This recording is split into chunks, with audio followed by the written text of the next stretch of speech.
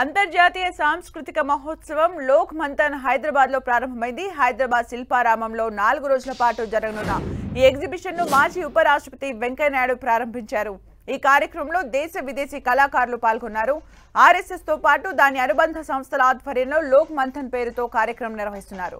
రేపు వివిధ దేశాల ప్రతినిధులతో జరిగే మేధో మంథన కార్యక్రమాన్ని రాష్ట్రపతి ద్రౌపది ముర్ము ప్రారంభించనున్నారు. 2016లో జాతీయ భావాజాలంతో ప్రారంభమైన లోక్ మంథన్ కార్యక్రమం ప్రతి 2 సంవత్సరాలకోసారి జరుగుతుంది. 2016లో భోపాల్, 2018లో రాంచీ, 2022లో గువాహతిలో నిర్వహించిన ఈ కార్యక్రమానికి ఇప్పుడు భాగ్యనగరం వేదికైంది. భారత సాంస్కృతిక ఐక్యతను చాటి చెప్పేలా 1500 సాంస్కృతిక కార్యక్రమాలు నిర్వహిస్తున్నారు. శిల్పకళా వేదిక, శిల్పారామం వేదికగా 350 స్టాల్స్ ను ఏర్పాటు చేశారు. 12 దేశాల నుంచి 100 మంది వక్తలు పాల్గొని ప్రసంగించనున్నారు. వనవాసి, గ్రామవాసి, నగరవాసి, హమ్ సబ్ భారత్ వాసి అనే ట్యాగ్ లైన్ తో లోక్ మంథన్ కార్యక్రమం జరుగుతోంది. 400కు పైగా అరుదైన భారతీయ సంగీత పరికరాలతో వాద్య కచేరీ ఉంటుంది. దేశ ప్రజల జీవన విధానం, సంస్కృతి వారసత్వంపై లోక్ మంథన్ కార్యక్రమంలో మేధో మథనం చేయనున్నారు. కాశ్మీర్ నుంచి కన్యాకుమారి వరకు జానపద అభిరుచులు, భిన్న సంస్కృతులు, సంప్రదాయాలపై కళాకారులు ప్రదర్శనలు ఇస్తారు.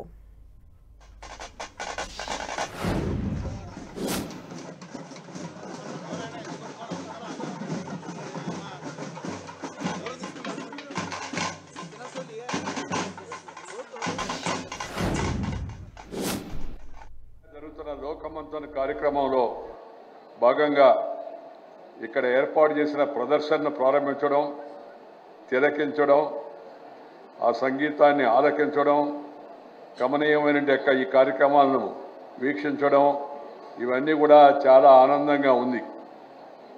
ఈ కార్యక్రమాన్ని చొరవ తీసుకొని మన రాష్ట్రంలో అంటే ఈ హైదరాబాద్ నగరంలో ఏర్పాటు చేసిన శ్రీ కిషన్ రెడ్డి గారిని ప్రత్యేకంగా నేను అభినందిస్తూ ఉన్నాను.